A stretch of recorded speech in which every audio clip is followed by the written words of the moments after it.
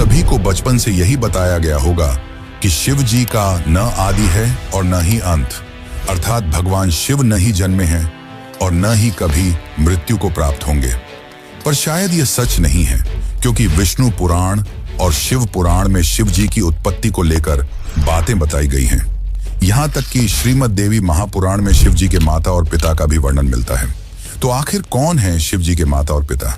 कुछ लोगों का यह मानना है कि ब्रह्मा ही शिव जी के पिता हैं, क्योंकि विष्णु पुराण की एक कथा के अनुसार शिव जी का एकमात्र बाल रूप है, जिसे हम रुद्र के नाम से जानते हैं, और माना जाता है कि रुद्र के पिता स्वयं ब्रह्मा हैं। पर आखिर इसकी सच्चाई क्या है और पूरे संसार को शिक्षा देने वाले शिव ने अपनी शिक्षा कहां से प्राप्त की?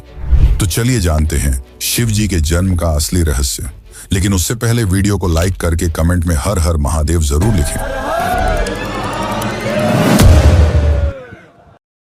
शिव पुराण के अनुसार शिव जी अजन्मे हैं, यानी कि उनका जन्म नहीं हुआ है, और वे स्वयंभू हैं, यानी कि खुद से ही उत्पन्न हुए हैं। क्या इसका मतलब यह है कि शिव जी के न तो माता हैं और न ही पिता?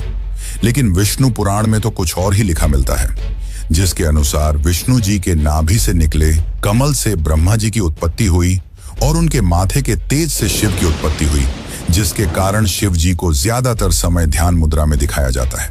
लेकिन शिव पुराण में तो इसका उल्टा लिखा मिलता है, जिसके अनुसार एक बार जब शिव जी अपने घुटनों को मल रहे थे तो उनके घुटनों के मैल से श्री हरि विष्णु की उत्पत्ति हुई। अब इस मामले में तो दोनों पुराणों में अलग अलग बातें बताई गई हैं, परंतु विष्णु पुराण की एक और कथा के अनुसार ब्रह्मा ही शिव जी के पिता हैं। क्या यह सच है? तो चलिए जानते हैं इसकी सच्चाई। लेकिन उस कथा को समझने से पहले एक और कथा को जान लेते हैं जो काफी ज्यादा प्रसिद्ध है। और इसी कथा के अनुसार शिव जी को आदि अनादि का दर्जा मिला, यानी कि न ही उनका कोई शुरुआत है और न ही अंत। दरअसल एक समय की बात है, भगवान विष्णु और ब्रह्मा में यह बहस छिड़ गई कि उन दोनों में से कौन ज्यादा महान है। ब्रह्मा को अपने सृष्टिकर्ता और सृष्टि को रचने का अभिमान था, वहीं विष्णु को इस जगत के पालनहार होने का घमंड था। दोनों के बीच की बहस काफी बढ़ गई और तभी दोनों के बीच में एक विशालकाय खंभा आ खड़ा हुआ। उस खंभे के अंदर से आवाज आई कि जो भी इस खंभे का आखिरी हिस्सा खोज लेगा वही सर्वश्रेष्ठ होगा। यह सुनकर दोनों ने खंभे का आखिरी छोर खोजने का निर्णय लिया। ब्रह्मा जी ने एक हंस का रूप धारण किया और खंभे का ऊपरी हिस्सा खोजने के लिए उड़ चले। वहीं विष्णु ने एक वराह का रूप लिया और खंभे का निचला हिस्सा खोजने को निकल पड़े।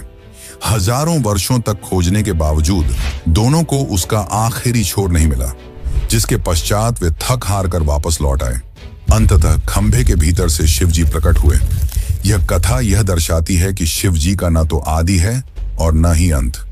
लेकिन दोस्तों, क्या आपको पता है, इसी दौरान जब विष्णु और ब्रह्मा थक हार कर वापस लौटे और जब शिव जी प्रकट हुए, तब उन्होंने दोनों से पूछा कि क्या आपको खंभे का आखिरी छोर मिला?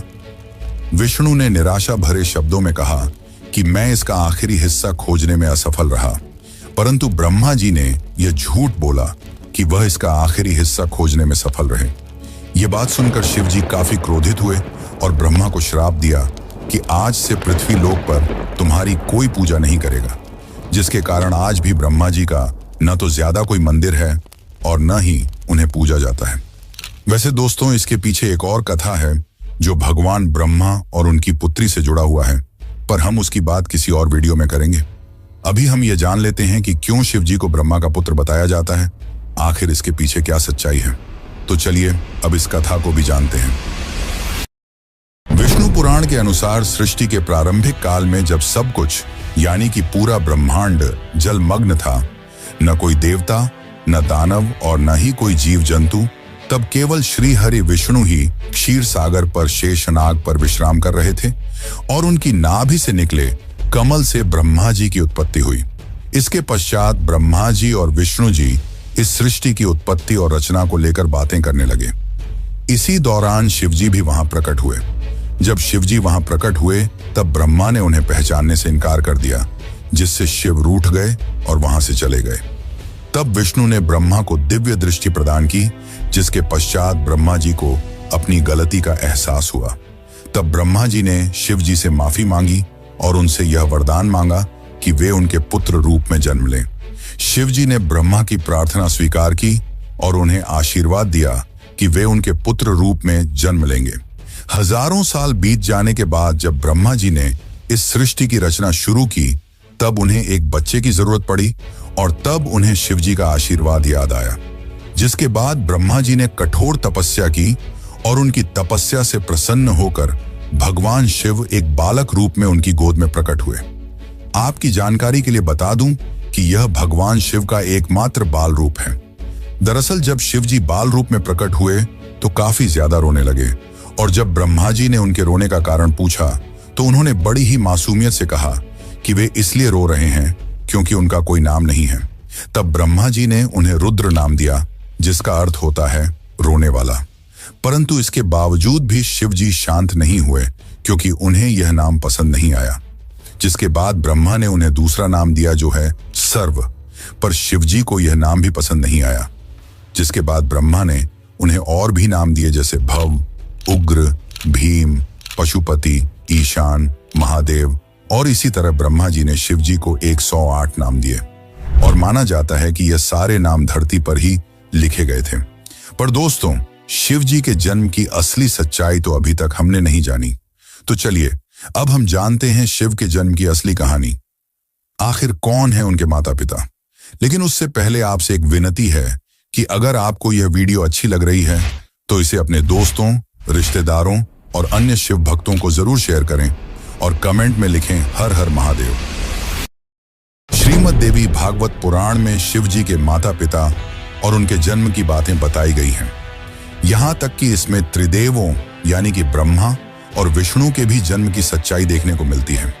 दरअसल जब हम शिव कहते हैं तो वह निराकार ईश्वर की बात होती है और जब हम सदाशिव कहते हैं तब ईश्वर महान आत्मा की बात होती है और जब हम शंकर या महेश कहते हैं तो सती या पार्वती के पति महादेव की बात होती है।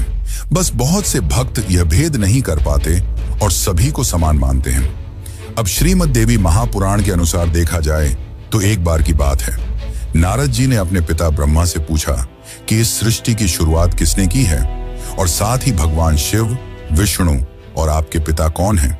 तब ब्रह्मा ने उत्तर देते हुए कहा कि प्रकृति रूपी मां दुर्गा और काल सदाशिव ही उनके माता पिता हैं और उन्होंने ही त्रिदेवों यानी कि ब्रह्मा, विष्णु और शिव की रचना की है। शिव पुराण के अनुसार भी काल सदाशिव और पराशक्ति अंबिका ही शिव के माता पिता हैं और इन सब में भी श्रेष्ठ हैं काल सदाशिव, क्योंकि उन्होंने ही पराशक्ति अंबिका की भी रचना की, जिनकी 8 भुजाएं थीं और वे प्रकृति रूपी मां दुर्गा भवानी कहलाईं। बहुत प्राचीन समय की बात है, जब कुछ भी नहीं था, न आकाश, न धरती, न जीवन।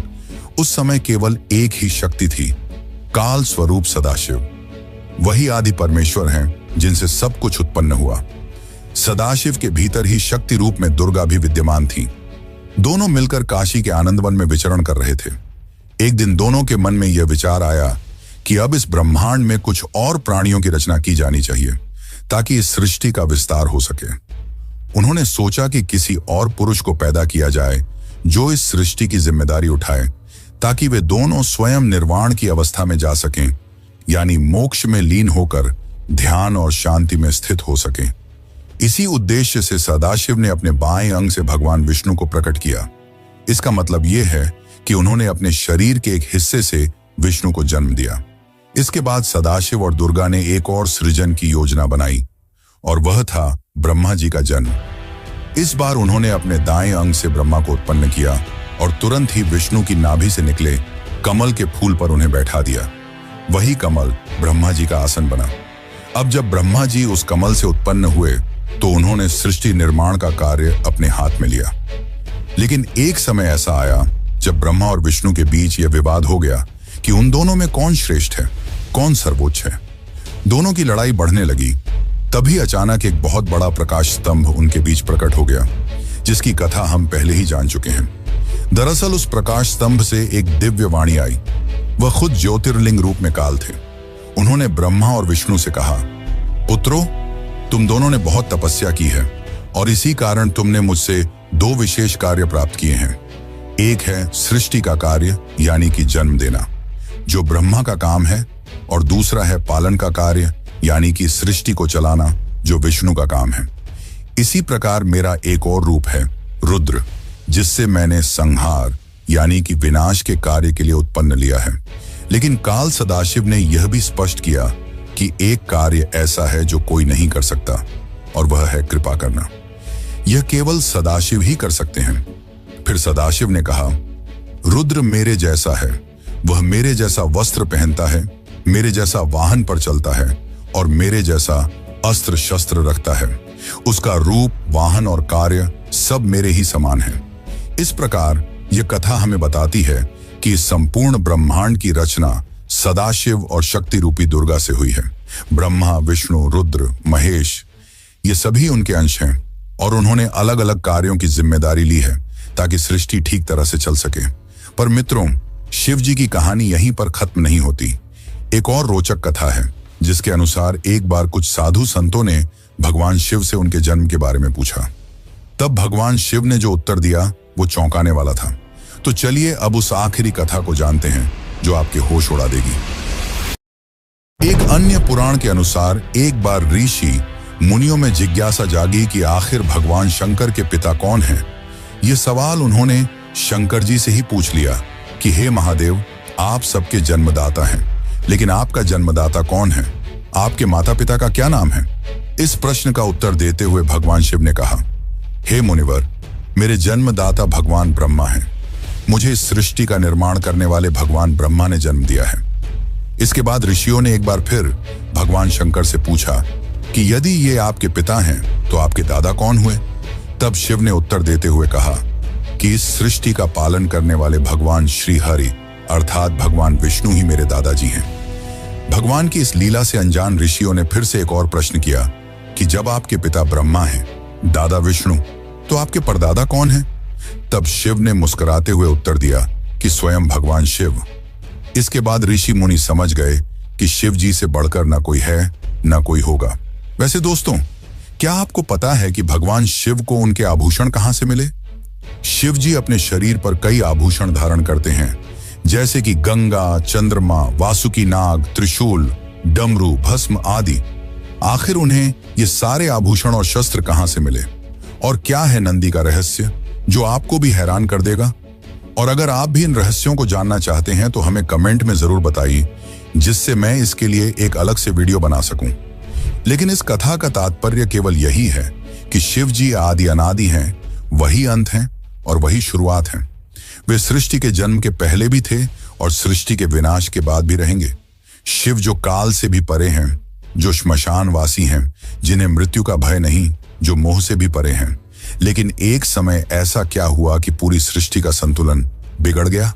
शिव एक आम आदमी की तरह दुख में रोने लगे।